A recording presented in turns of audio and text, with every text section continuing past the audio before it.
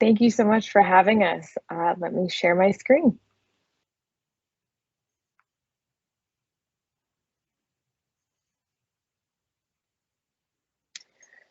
All right, so thank you again. Today I'll be talking about the demographic drought and the challenges we face in the labor market today.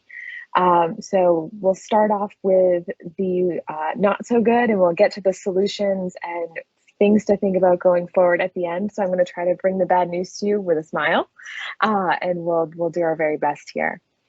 So we'll go through where we were 2 years ago pre-COVID.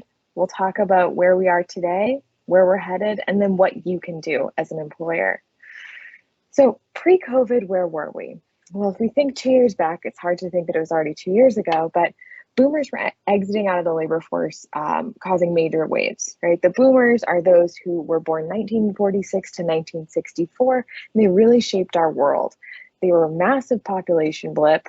They were well-educated, hardworking, money-focused, driven upskilling, and women in particular were driving the labor force forward.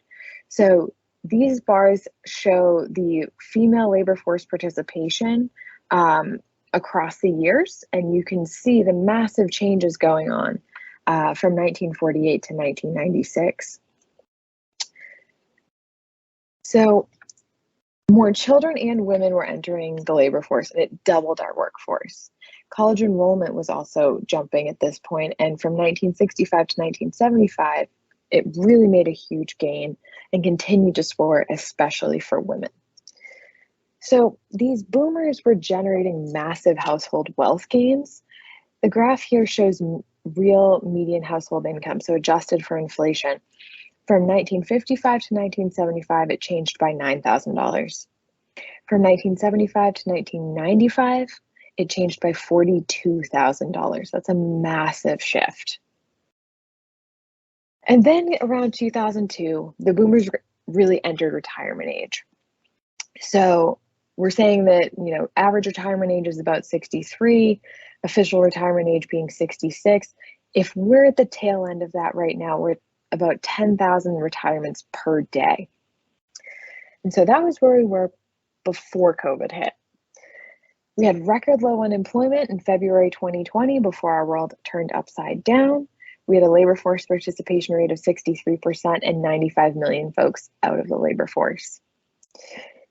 Partly due to the boomers leaving, even at the time COVID hit, we didn't have enough people for every job opening. At the time COVID started in February of 2020, we had 7 million job openings and 5.9 million unemployed people. So we were still short. Fewer people were on the sidelines looking for work, and boomers who were 55 plus were also increasingly not looking to work.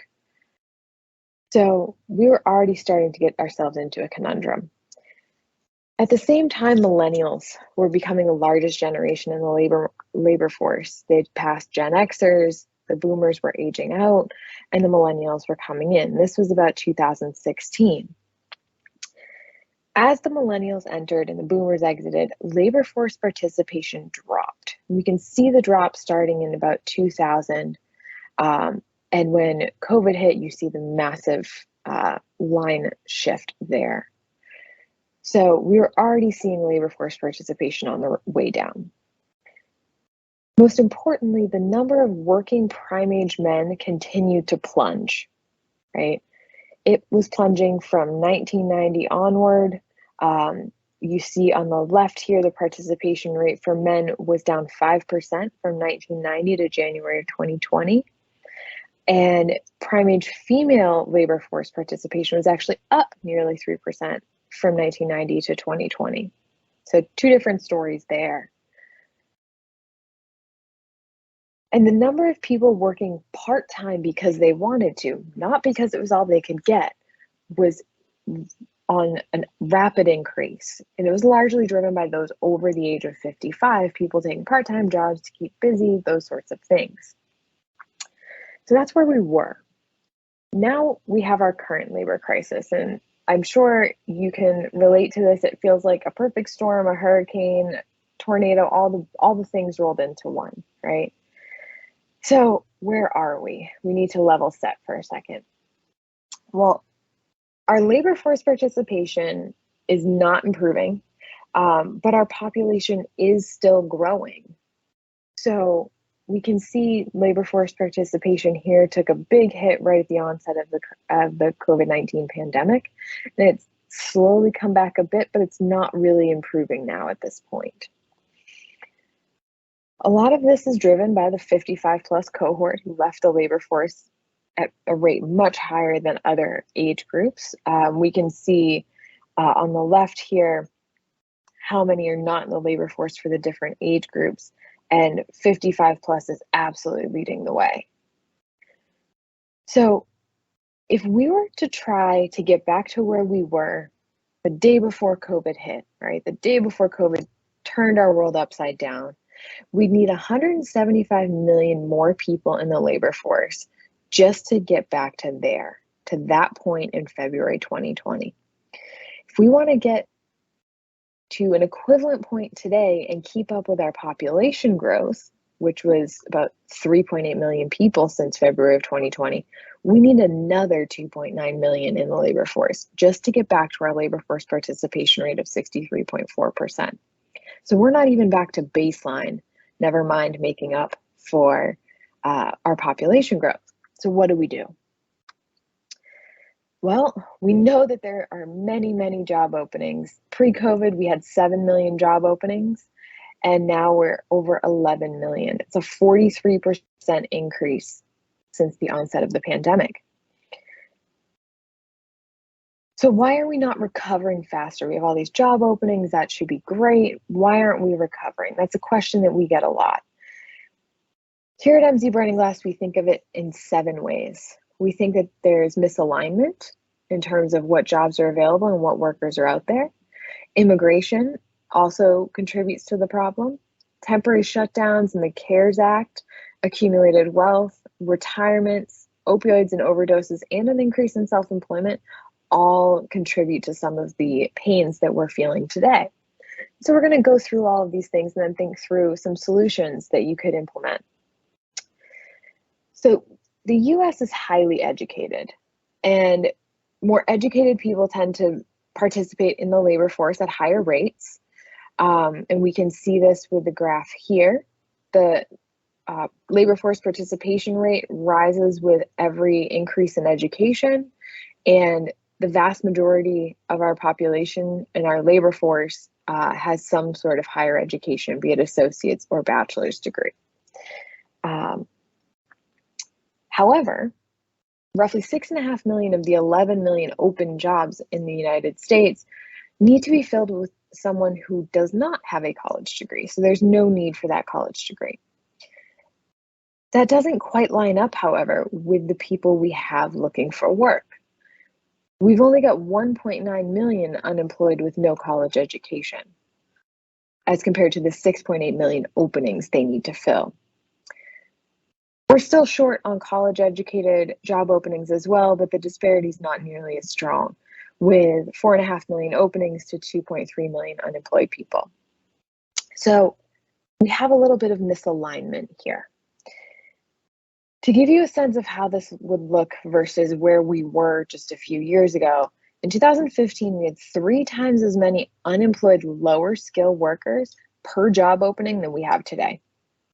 Right? 3 times as many.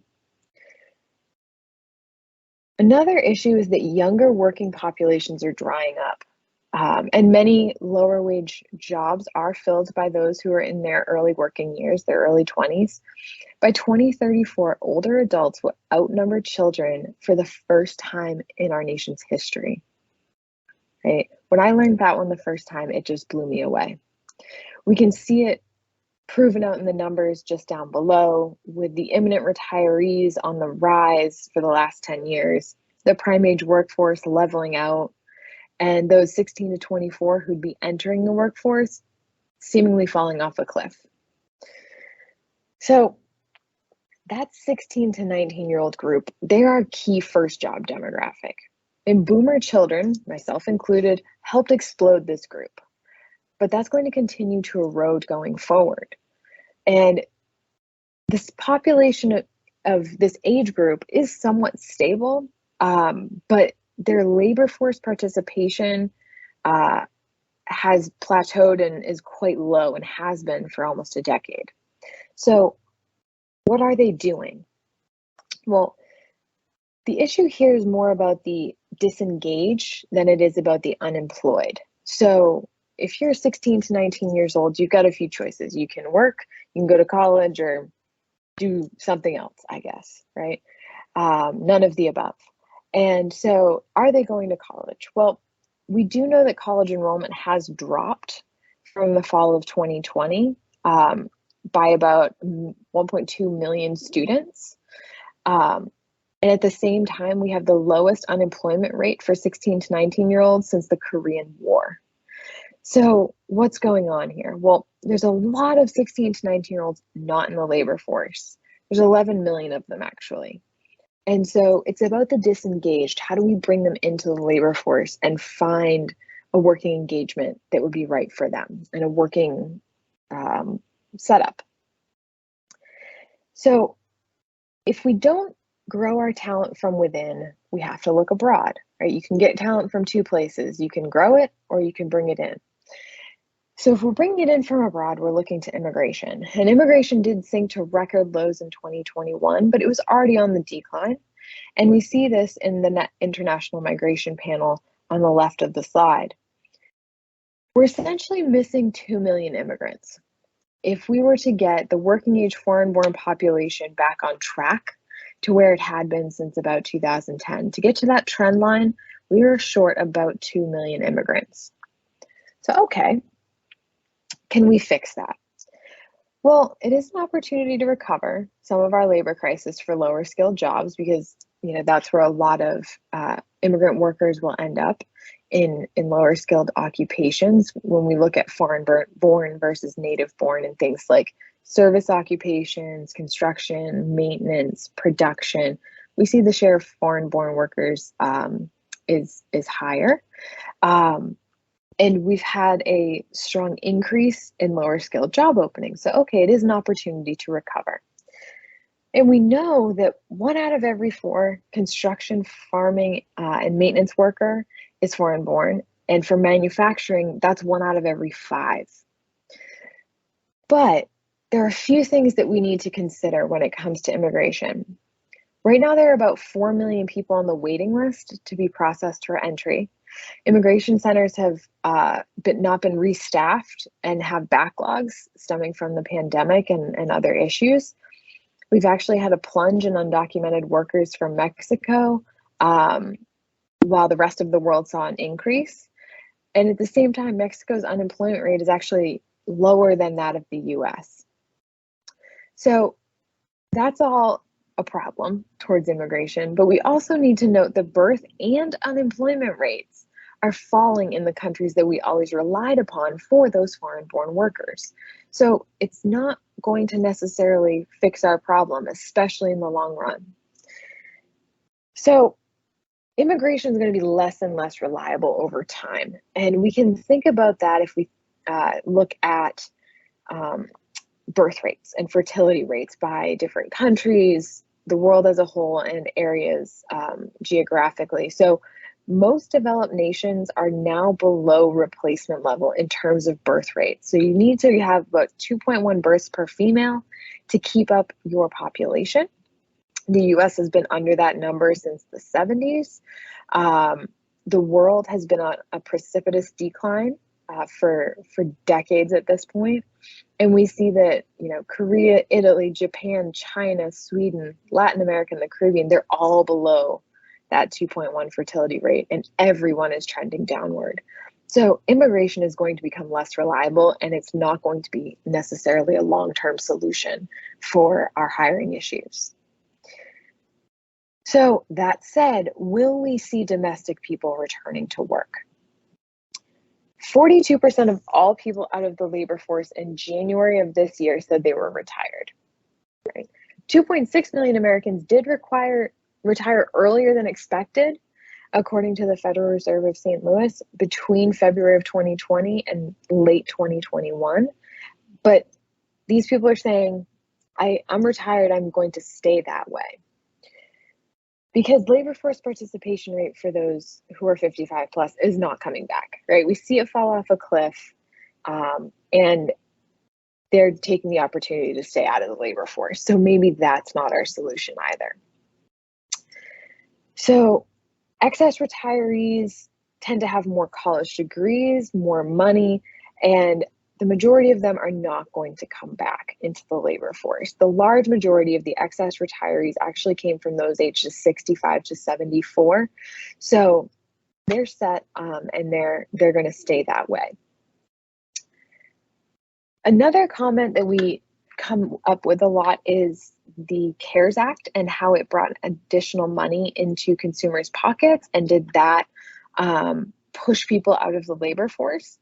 Well, to some extent, yes. There were, direct pocket outlays, unmonitored loans, blanket CARES payments, all of those sorts of things. And there was admittedly quite a bit of fraud. But those payments were over and done with after, middle of last year for most.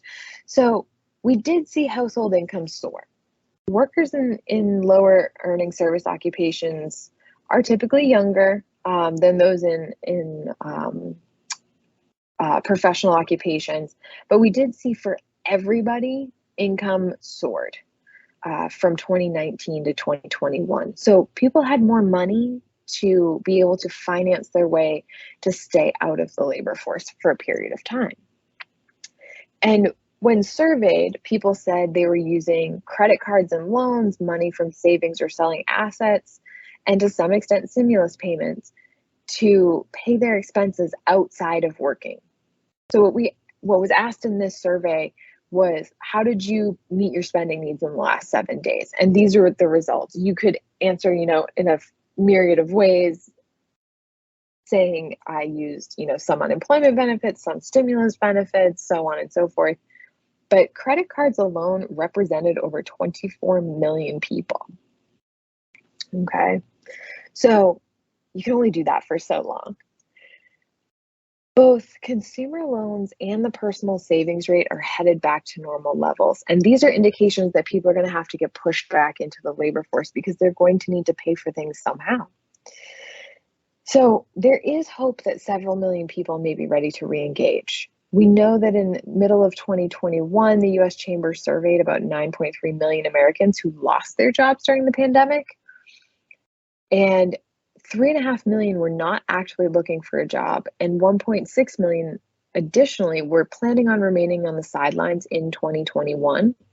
So we have all of those folks who are probably looking to come back into the labor force soon. 3 million were already looking, and then 1.2 million never expected to return to work. So those would have been your retirees. Another factor we do need to consider is the rate of overdose deaths keeps getting higher. Here we're looking at overdoses from drug deaths for males, because an estimated 800,000 prime age men are out of the labor force due to opioids. The reason I'm not talking about women here, it's not because they don't also have similar suffering, but because we're so concerned with male labor force participation. So if we look at this by year, we see higher and higher deaths. We have a massive amount of people out of the labor force. It is a non-trivial problem for our labor force woes. Workers are also choosing to work for themselves.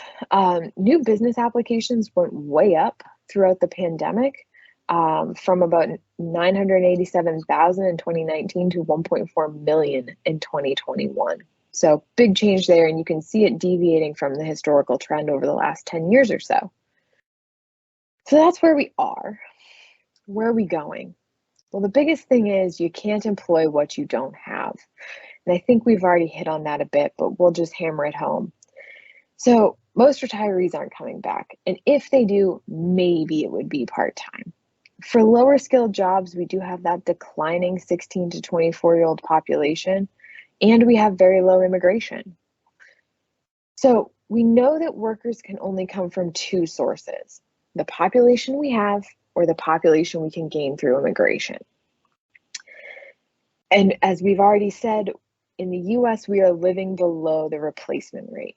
We're not having enough children per female to keep up with our population. We can't employ what we don't have. You can see how different this is from the baby boom on this graph, right?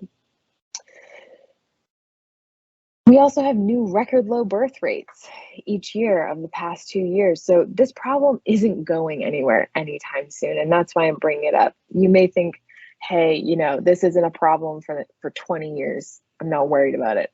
But this is just to say that it's not going anywhere. So creative solutions are going to be needed for, the foreseeable future.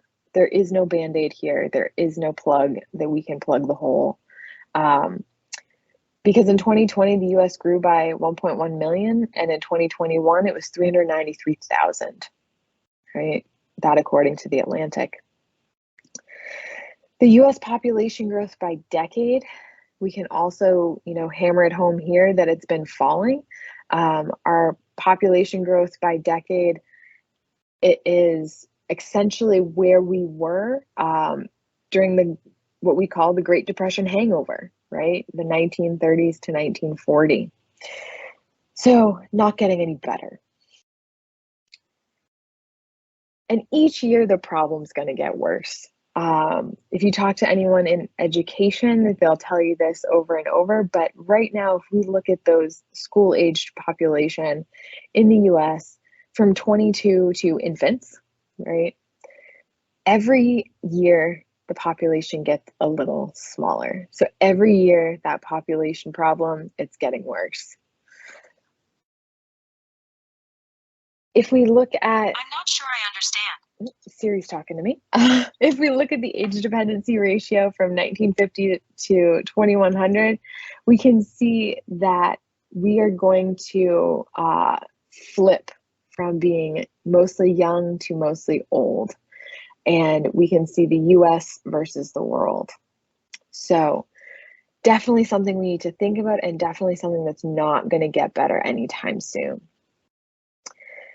Like I said a few minutes ago, by 2034, older adults are going to outnumber children for the first time in our history, right? That's in 12 years. From 2011 to 2021, the vast majority of the US saw their working age population shrink. And we can see in these two maps the changes in the over 65 versus the changes in the under 25 populations over the last 10 years. The over 65 has grown by 16.1 million during that time frame, and the under 25s has declined by 2 million. So any recent growth we see is actually due to population shifts, not organic growth.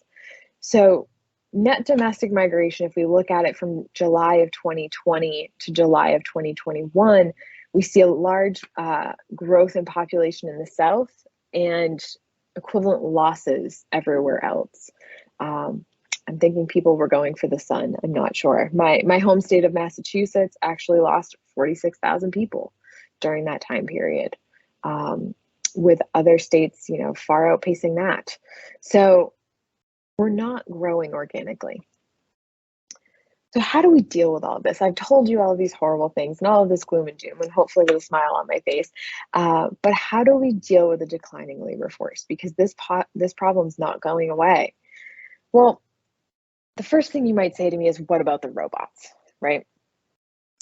Well, with all of the additional jobs that come along with creating robots and selling them and designing them, distributing them, we estimate that there'll actually be a net gain of 12 million jobs in the next 3 years, right? That across the production chain. So the robots, not quite the solution we were hoping for. We do have things like interactive voice response software. It was, around since the 1970s, but according to our data at MC Burning Glass, we have 100,000 customer service job openings in the US now. That picture just feels like a very accurate representation of how I feel when I'm screaming at the voice response software. I don't know if maybe others can relate. So it's not about the unemployed versus the employed. It's about the disengaged folks in our society. And the only way we can get our labor force back to a healthy place is to actively seek out those who are unengaged in the labor force.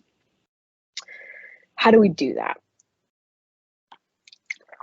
Well, first off, you can be transparent about the job and the benefits, right?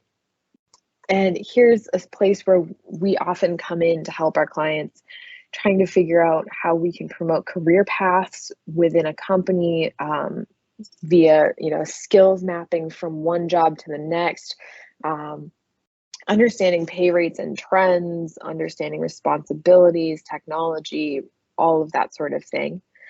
You can also embrace job freedom wherever possible, embracing the gig economy mentality of flexible hours, hybrid work, all those sorts of things.